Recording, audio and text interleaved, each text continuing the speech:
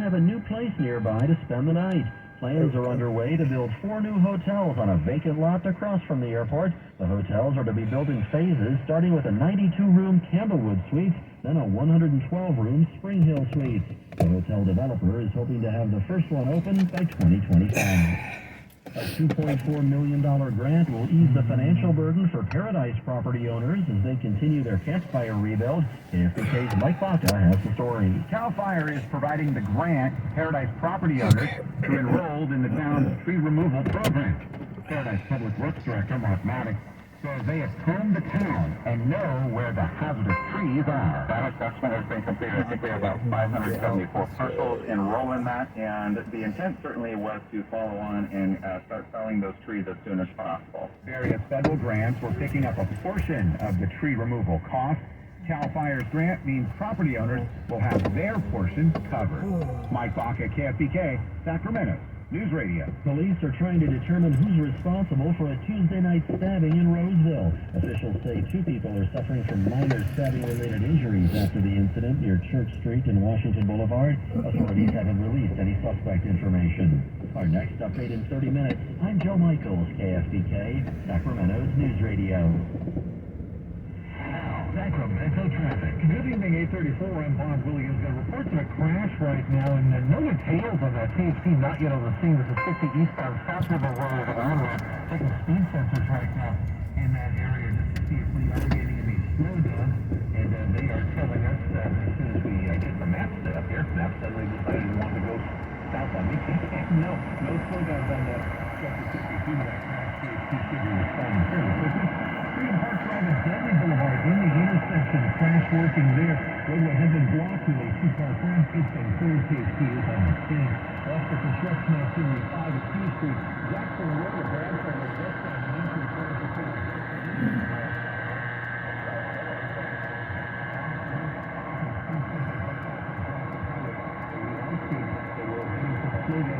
Midway between Excelsior and Bradshaw Road. That's where that crash is taking place right now. The advisory is that the Jackson Road and Bradshaw Road crash blocking lanes. Slow down the Newbolders, the emergency crews, alternate route, or expect delay.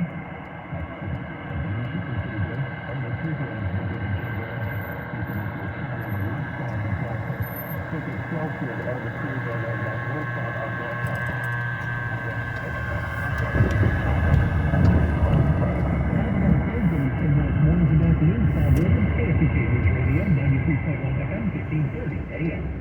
Now, Sacramento weather. Sunny skies, low 57 to 61. Plenty of sunshine tomorrow. Tomorrow's high 83 to 87. Friday, sunny skies, a high of 92 to 96 for Friday. I'm AccuWeather Drew Shannon on KFBK Sacramento News Radio. Less than 30 minutes. Breaking news. Second to happen on KFBK News Radio. Sacramento News Traffic and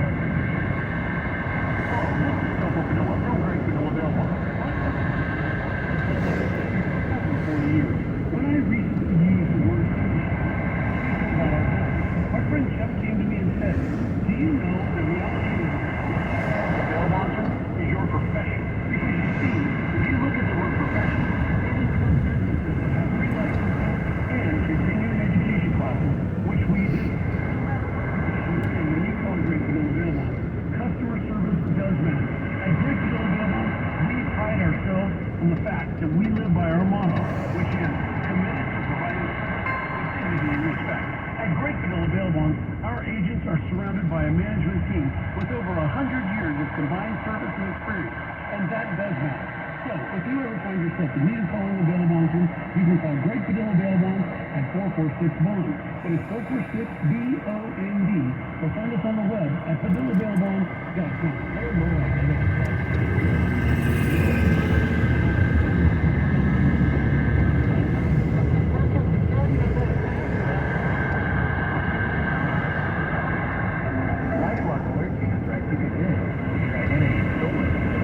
U.S.-based restoration specialist for victims.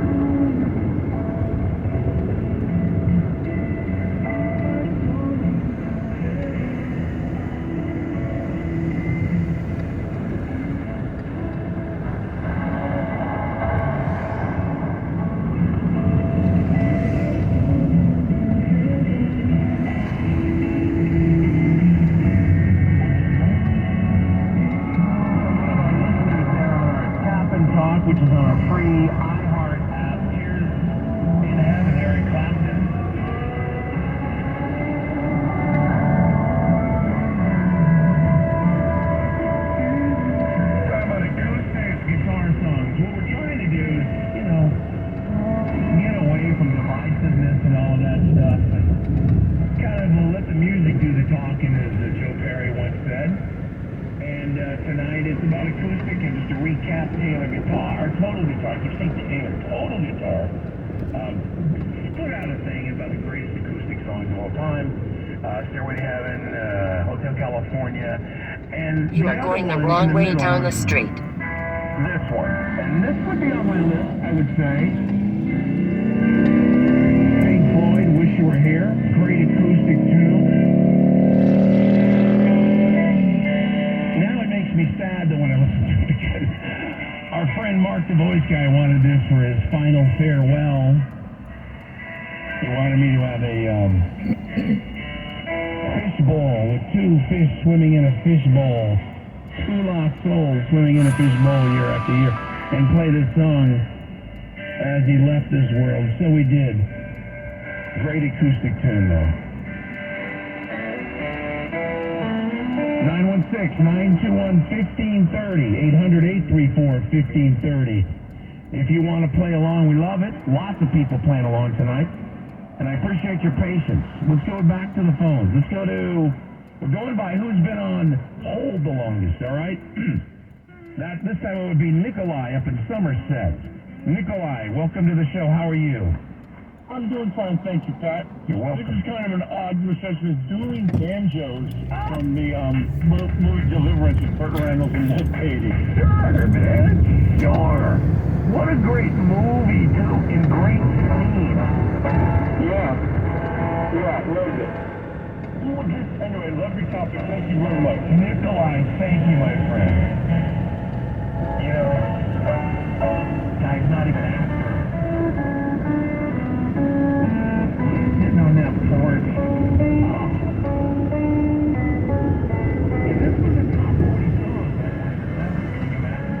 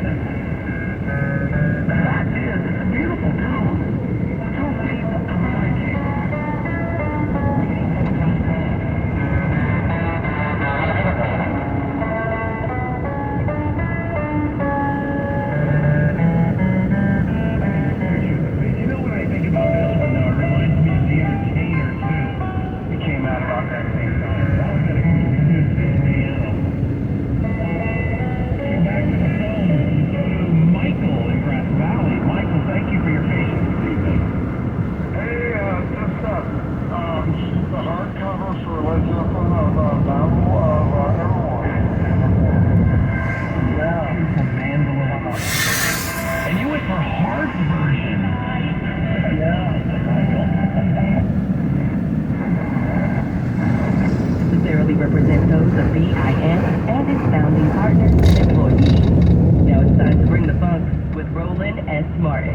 The 2024 presidential election is more than a year away. We're talking about 15 months. But the reality is, if you're a Democrat, you had better be focused on black voters right now. In 2012, President Obama ran against Mitt Romney for re-election. There was a 9-point gap between black men and black women supporting Obama, higher number of black women. That 9 points went to 12 or 13 in 2016, and 17 in 2020. And so Democrats have been ignoring this reality. And what people need to understand is the old way of supporting black voters is gone. The one size fits all, got lots of black churches, the monthly election, that's gone. What black voters may not do is simply not show up. And if you look at the election numbers, you've seen a decrease in black voter turnout every year since 2012. And so that means that if Democrats want to turn out their base, and remember, black women are their number one block of voters, black men are number two, that means they're going to have messaging that is tailored to different constituencies. So how you talk to black entrepreneurs is different than how you talk to black seniors. How you talk to young black voters is different than how you talk to middle age. And so the micro-targeting is going to be critical. So right now, Dems should be focused on education plan right now before you get to registering and then before you get to voting. If you say, hey, Someone died, you know, a bunch of votes. That ain't gonna cut it, and the data proves it. I'm Roland Martin on the Black Information Network. Stories you trust from people you trust. The Black Information Network. The Bay Area's BIN 910. Here's what's trending on the Black Information Network. There's new hope that the U.S. may soon get some information about a black Texas soldier who was captured when he crossed into North Korea. The State Department has reached out, and for the first time, North Korea has responded. Sport on the Black Information Network. A black sportscaster is out of a job. This comes as ESPN is letting go Bomani Jones. Clark Atlanta alumnus made the announcement on his podcast, The Right Time with Bomani Jones, saying the economic fate of people in sports media is getting dicier and dicier by the day. He went on to say, I think the ESPN layoffs were the beginning of it in a lot of ways. Seeing what happened when the New York Times shut down their sports department and they moved those people to other desks. But at some point, they're probably going to deem those people to be surplus, and they're not going to be there anymore. This comes months after his HBO show Game Theory was canceled after only 16 episodes. Meanwhile, in HBCU basketball news, Grambling State is heading to Puerto Rico for an exhibition game. The Tigers will face off against the team from Liga de Baloncesto Puerto Riqueña on August 8th. The LVP is a semi-pro league controlled by FIBA in addition to the Puerto Rican Basketball Federation. This past season, the Grambling Tigers won 21 games for the first time in 43 years and tied with Alcorn State for a regular season SWAC championship. And Florida A&M Rattlers quarterback graduate Jeremy Musa is still preseason SWAC Offensive Player of the Year. At FAMU, Musa threw for 2,732 yards, 21 touchdowns, and had a 57% pass completion. The Vanderbilt transfer was also a 2022 All-SWAC performer, still second team, and he was ranked top 25 in the nation in passing touchdowns.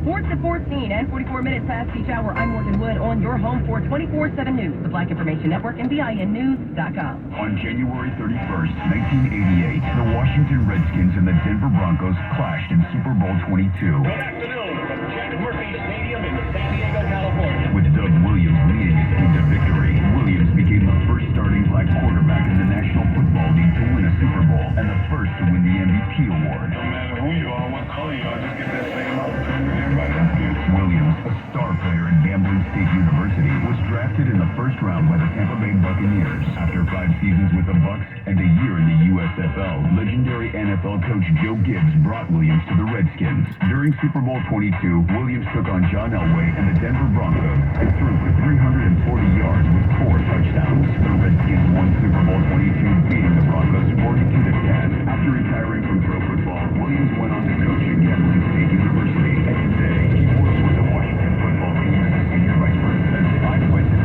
Show for the Black Information Network. If something's happening in your community, we want to know about it. Call the Black Information Network hotline and speak up. 855-509-BIN. Entertainment news on the Black Information Network. The autopsy is finally out for Houston, Texas rap artist Big Pokey. Pokey, real name Milton Powell, died of a massive heart attack while at a Juneteenth party at a Texas bar. According to the report, the performer had underlying health issues. Viral videos show the moment when the rapper, who was talking to a DJ while on stage, suddenly passed out. Big Pokey was one of the original members of a hip-hop group called the Screwed Up Slicks that was started by late rap icon DJ Screw. He was 48 years old. And in more sad news, actor Angus Cloud, most known for his role in HBO's Euphoria, is dead at the age of 25. His family says he passed away Monday at their home in Oakland, California. However, they didn't give any details on his cause of death. The family also said that Cloud was struggling with the recent loss of his father, and the only comfort they have is knowing the two are reunited. Cloud was a rising star in Hollywood and starred as Fezco on Euphoria. Several artists are reacting to the death of the actor. Drake shared his thoughts on Instagram stories, posting a picture of the actor with the caption, "Good soul." Questlove also joined in by giving the actor a tribute post, saying Cloud's character in Euphoria was the spiritual center of the show and his favorite character.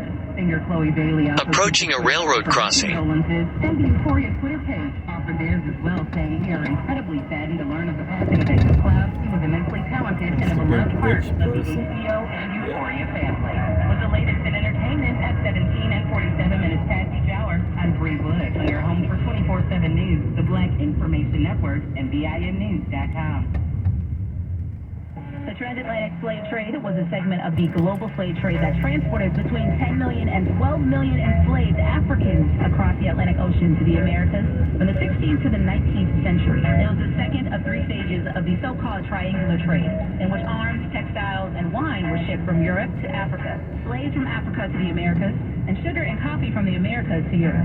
Probably no more than a few 100,000 Africans were taken to the Americas before 1600. In the 17th century, however, demand for slave labor rose sharply with the growth of sugar plantations in the Caribbean and tobacco plantations in the Chesapeake region in North America. The largest numbers of slaves were taken to the Americas during the 18th century, when, according to historians, estimates nearly 3/5 of the total volume of the transatlantic slave trade took place. Of the 12.5 million Africans shipped to the New World during the transatlantic slave trade, fewer than 388,000 arrived in the United States. And that's a fact. For these stories and more, go to VINnews.com. The source for Black News. Oh, no, you don't. You will stop, not me. I'm Doug Davis. And I'm Esther Dillard on your home for 24/7 News, the Black Information Network. Here are your top stories. Our very own Vanessa Tyler talks about the greening of America. A little black girl is dead after her grandmother accidentally left her in a hot car all day while she went to work. And now that there is a liberal majority on the Wisconsin Supreme Court, a lawsuit has been filed to overturn the state's Republican-drawn political maps. Governor Tony Evers called the current maps gerrymandered. Last year, Evers assured Wisconsinites that he would battle over what he calls unfair district maps. I will protect the right of every eligible voter to cast their ballot.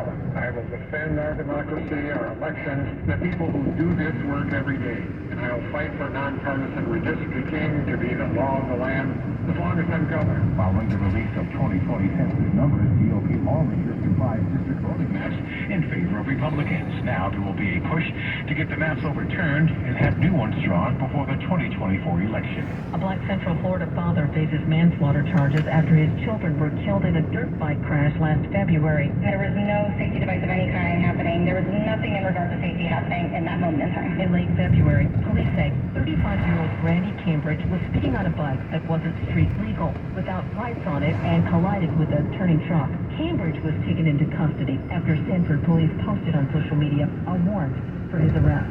Sanford police stress that parents should be doing all they can to protect their kids, not placing them in danger.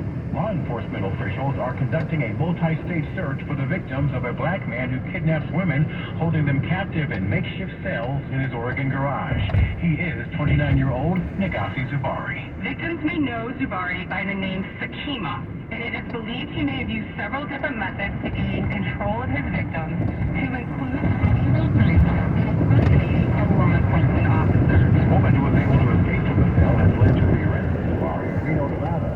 Federal investigators are searching for victims in Washington, Oregon, California, Nevada, Utah, Colorado, New York, New Jersey, Alabama, and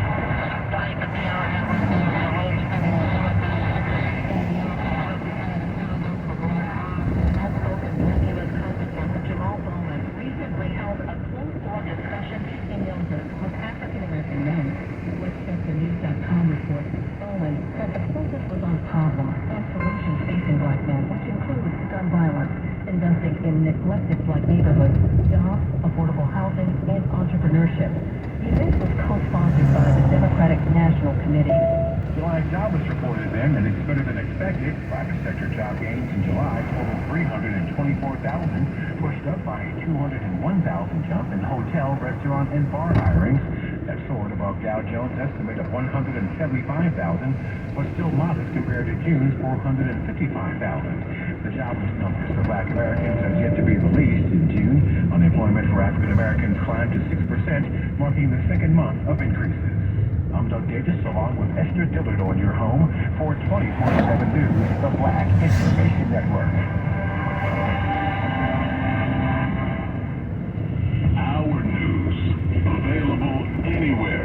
Tell your smart device to play the Black Information Network station on iHeartRadio. Device to play the Black Information Network on the iHeartRadio app. Honest, credible, trusted. The Black Information Network. The Bay Area's VIN 910. Your money on the Black Information Network. network. Amazon is out with an urgent scam warning to customers as con artists launch new schemes. The online retail giant is alerting customers to scams involving phone calls, text, and email. One involves a reference to your Prime membership or an expensive membership fee. The scammers asking folks to confirm or cancel the charge, along with providing payment or bank information to reinstate a membership. And if other users are told their account will be suspended or deleted, then are directed to click on a bogus link or verbally provide information to verify their account. Amazon is reminding customers it will never ask you to provide payment information for products or services over the phone. And fallout continues as thousands of people across the country are starting the week without jobs due to the abrupt closure of Yellow Freight. Executives at the nearly 100-year-old trucking firm informed managers of the operation shutting down over the weekend. The company employed roughly 33,000 people and had just relocated their headquarters to Nashville from Kansas City last year. 11% of Yellow Freight's employees were African American. Money news at 24 and 54 past each hour. I'm Natasha Williams on your home for 24/7 News, the Black Information Network, and BINnews.com. Get the Black news that matters in 30 minutes on the Black Information Network. The Bay Area, BIN 910. I'm Esther Dillon. And I'm Doug Davis on your home for 24/7 News, the Black Information Network. Across the country, hundreds of police departments and community organizations joined for a national night out to get residents to meet members of their local police departments. NBC Washington reports hundreds of Northeast D.C. residents and their children took part in games, great food, and even music performed by officers at the Rosedale Rec Center. One local activist told the station this type of interaction is fantastic for building bridges. It's always the mindset. We got to change the way how we think about that. Goes like how we think about the police or law enforcement or anybody. Me as a coach, just think about me as different. You know what I mean? Because all of us ain't bad. Organizers say building trust and relationships in this way helps build stronger neighborhoods. Meanwhile, in Memphis, Tennessee, a national night out event focused on helping families with children heading back to school. A chapter of the Black Omega Psi Phi fraternity and local officers handed out free school supplies. One black grandmother told Fox 13 News this helps with her budget, and organizers say she's not alone. Have to get the kids school uniforms and then have to get them everything that they need for school. And this is the first month a lot of people have paid bills and whatnot, and we're trying to help ease the burden. Statistics reports parents spend approximately $890 per child to get them ready for school. The San Diego California Blood Bank is joining a nationwide program to create the country's first emergency blood reserve. Blood banks in 40 states have committed to collecting extra supplies in a rotating on-call schedule in case of a disaster. This is crucial for African Americans who may need blood transfusions due to sickle cell disease. Finally, HBCUs are getting some student recruitment help from African American Chanel Smith. KSHB in Kansas City, Missouri reports the first generation historically black college